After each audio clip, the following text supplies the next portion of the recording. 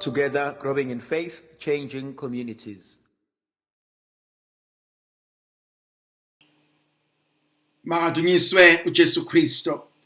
Namhlanje ithandwa zami ngifisa ukuba sifunde incwadi yesibili kaSamuel isahluko sokuqala kusuka ivesi lokuqala kuze kuba amavesi 27. Kuleyo mihla uDavide wabuya empini nama-Amaleki wayesehlala eSikelangi insuku ezimbili. Ngosuku lwesithathu kwafika isigijimi sivela ekamu likaSawuli. Izingubo zakhe zihebhukile, ikhanda lithelwe ngomhlabathi. Isathi sifika uDavide sagaqa sakhuleka. uDavide wathi uvelaphi? Saphendula sathi ngiphephe ekamu lakwa-Israyeli. uDavide wasibuza wathi bekunjani khona? Shono phela. Sathi bahluliwe empini, abantu abaningi bagwaziwe babhubha. Ngisho noSaul noJonathan babulewe. Wayeseqebula izingubo zakhe uDavide nawo onke amadoda ayenaye enza njalo. Badazuluka balila, bengadli lonke usuku, bekhalela uSaul noJonathan indodana yakhe nabantu benkosi nendlu ka-Israyeli ngoba babhubha ngenkemba.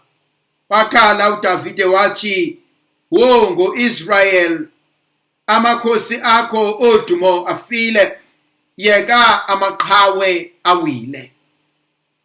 Wo uSaul noJonathan, amadoda aqotho ebengiwathanda, ekuphileni nasekufeni kabahlukananga, bebenejubane kunokhozi, benamandla kunamabhubesi.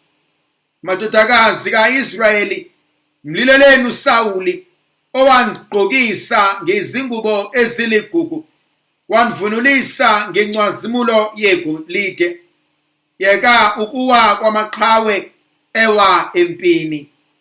Wo uJonathan ulele entabeni egwaziwe, ngiyakukhalela Jonathan mfowethu, bengikuthanda kangaka. Uthando lwakho lwenqabile ludlula uthando lwabesifazane, yeka ukuwa kwamaqhawe saphuciwe izikhali zokulwa." Thandwa zami, inomunyu indaba kaSamuel ayibekayo. Lithi izwi likaNkulunkulu uJonathan noSaul bafile empini.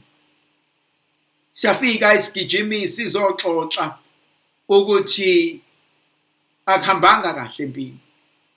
Ebese yabuza uDavide athi kwenze njani? Sithi isigijimi abantu bagwaziwe babhubha. Ebese sithi uSaul noJonathan babulewe.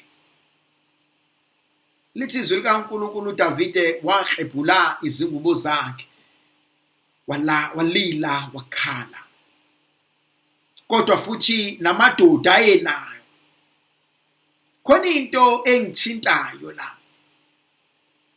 Uma sizwa umkhuleko wokulila kaDavide, ukhala ngamakhosi odumo, uwabiza ngamaqhawe. Ukhala ngothando abenalo ngabo. Uzabancome athi bebenejubane edlula ukhozi namandla adlula amabhubesi. Lento iyangimangaza ngoba uDavide segcotshiwe vele kubabe inkosi, kodwa akakakhuphukeli esihlalweni sobukhosi. Umekhala uqonda kahle ukuba sekuphelile ngomuzi kaSawuli, ngoba phela uSawuli mefa, indodana yakhe uJonathan uyena obezophatha. Kodwa ngoba esefile uSawuli, wafa noJonathan akekho khona. And uDavide namhlanje ulilela uJonathan noSaul uthi bengibathanda. Siyamazi ukuthi ubemthanda uJonathan, ubemthanda noSaul. Umthanda kanjani umuntu obefuna ukukubulala? Umthanda kanjani umuntu obefuna ukuqeda ngempilo yakho? Umthanda kanjani umuntu obekuzingela? Kodwa uDavide uthi makube kude nami ukuphakamisela ogcotshiweyo kaNkulunkulu isandla.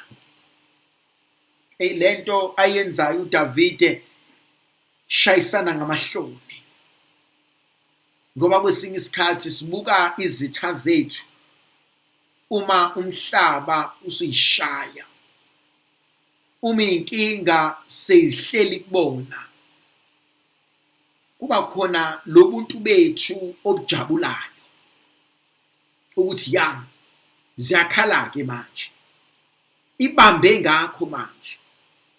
Kodwa uDavide usifundisa enye inkonzo ukuthi ithandeni izitha zenu nikhulekele, ungabafiseli okubi abakuzondayo. Ekuhluphekeni kwabo khala kanye nabo. Babiza ngamaqhawe, babiza ngamakhosi akwa-Israyeli. Uthi makhosikazi, uthi mlileleni uSaul. Lento ingikhumbuza amazwi kakhulu intombi ezala uma wayethi mntanami, kukho konke umuntu angakwenza kuwena uze ungakukhohlwa okuhle akakwenzela kona. Konke lokho okubi, okubuhlungu, okuzwayo manje, kepha mangasusi lokho kodwa okuhle akakwenza. uDavide utshela isizwe ukuthi ningamzondi uSaul. Yazi lenkonzo besiyiswela ngoba kwesinye isikhathi kuba nale nkonzo nobuntu obuthi isitha sami asibe isitha sabangani bami. Uma mina ngingasazwani nomyeni wami nezingane zami zimzonde, uma ngingasazwani nonkosikazi wami nabantu abami abamzonde, uma ngingasangena ekhaya ngingakhulumisani nomfowethu nodadewethu nabantwana bami mababazonde.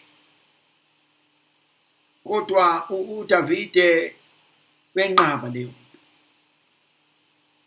Uthi mthandeni uSaul ngoba nginingi okuhla nenzela khona. Wakhala uSaul esemalibeni, eseyintabeni. Uthi uJonathan ebengimthanda uthi namhlanje udindilizile entabeni. Bangaki phakathi kwethu abathi othandwa inhliziyo yami udindilizile entabeni?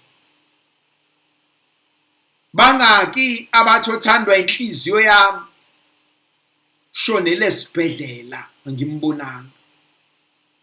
Bangaki abathi othandwa inhliziyo yami akabuyanga ekhaya fele entabeni? Abanye bayaphila kodwa basabuya ukuze emakhaya. Angithinta lenkonzo uNkulunkulu ayivusayo ngoDavide. Wazila uDavide ngokufa kwenkosi. Balekile inkonzo yokuzila, uzilela abafileyo. Balekile leyo nkonzo yokuvuma ukuthi uphondo lwephukile. Balekile inkonzo yokuqonda ukuthi isimo asophinda sifane. Ndlovukazi yezulu ayibenathi sibuse sizivikele isikhanyisele. Sinika amandla nomusa negrace elivela kuNkulunkulu Somandla ngoYise neNdodana nomoya ocwebileyo. Amen. Ngiyakhuleka kuwe nkulunkulu wami, ngiyakuthanda ngenhliziyo yami yonke.